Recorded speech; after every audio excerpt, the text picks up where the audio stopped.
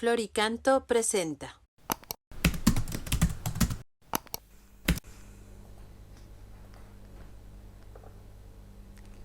Número 170 del Compendio del Catecismo.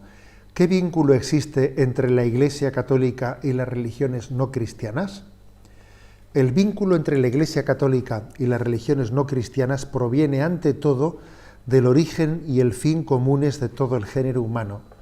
La Iglesia Católica reconoce que cuanto de bueno y verdadero se encuentra en las otras religiones viene de Dios, es reflejo de su verdad, puede preparar para la acogida del Evangelio y conducir hacia la unidad de la humanidad en la Iglesia de Cristo.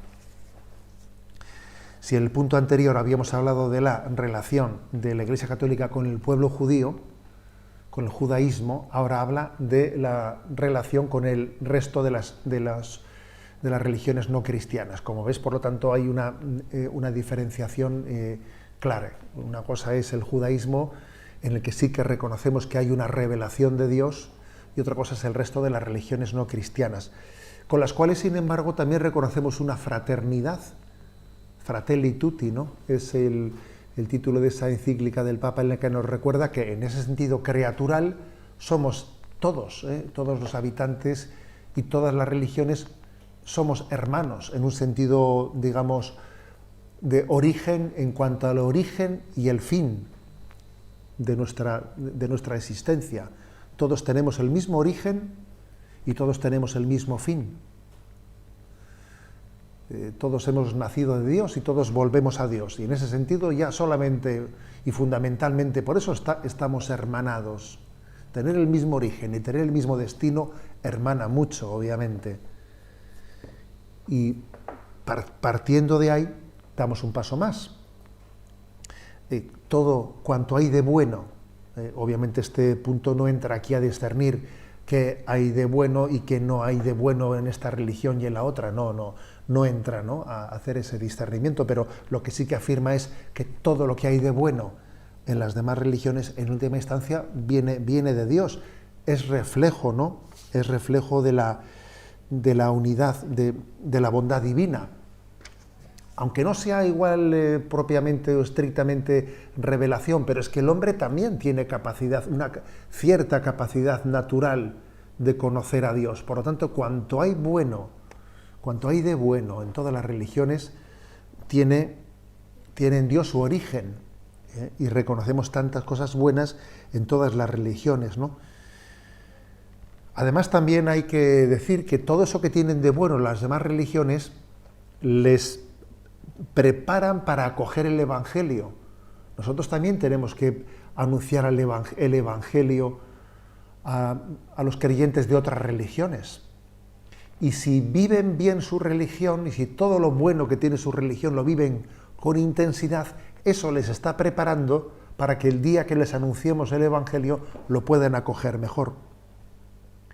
Y si viven pues los miembros de otras religiones no cristianas, si viven, como nosotros, claro, obviamente, si vivimos bien todos los aspectos de nuestra religiosidad, pues obviamente eso nos prepara para la gran unidad, para la gran unidad entre nosotros.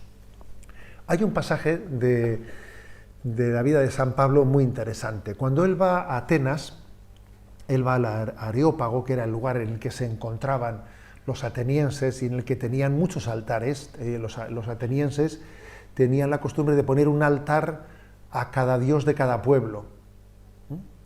Y eran politeístas, para entendernos, eran politeístas. Y tenían muchos altares. Y entonces llega allí, y cuando San Pablo va a hablar en público en el Areópago de Atenas, había una gran expectación a ver qué dice este hombre que viene de Judea, que se ha hecho seguidor de Jesús de Nazaret.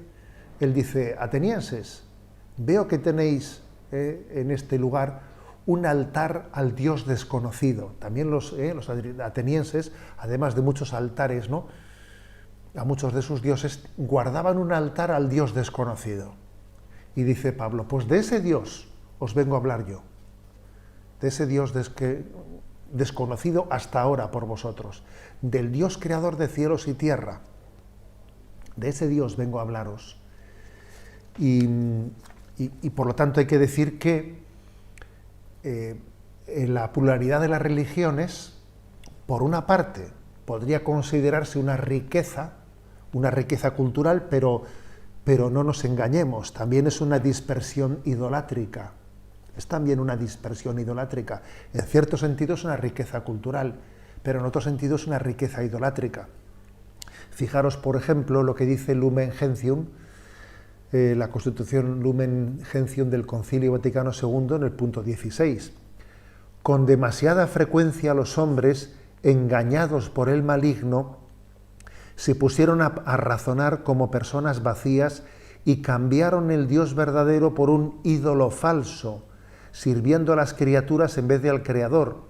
Otras veces, viviendo y muriendo sin Dios en este mundo, están expuestos a la desesperación más radical. Es decir, que muchas veces el hombre se ha perdido en las idolatrías, ¿no? Luego, la multitud de las religiones, por una parte, nosotros la vivimos, la concebimos como una riqueza en la que descubrimos huellas de Dios, semillas de Dios, que están presentes en todas las religiones, hay semillas de Dios, pero por otra parte también vemos una gran dispersión idolátrica, ¿no? De manera que, por lo tanto, después de haber hecho esa afirmación de hermandad universal, que es un compromiso para nosotros tener esa hermandad con todas las religiones, nos reafirmamos en esa encomienda de Jesús de trabajar para que haya un solo rebaño y un solo pastor. San Agustín decía que la Iglesia es el mundo reconciliado. Repito esto, la Iglesia es el mundo reconciliado.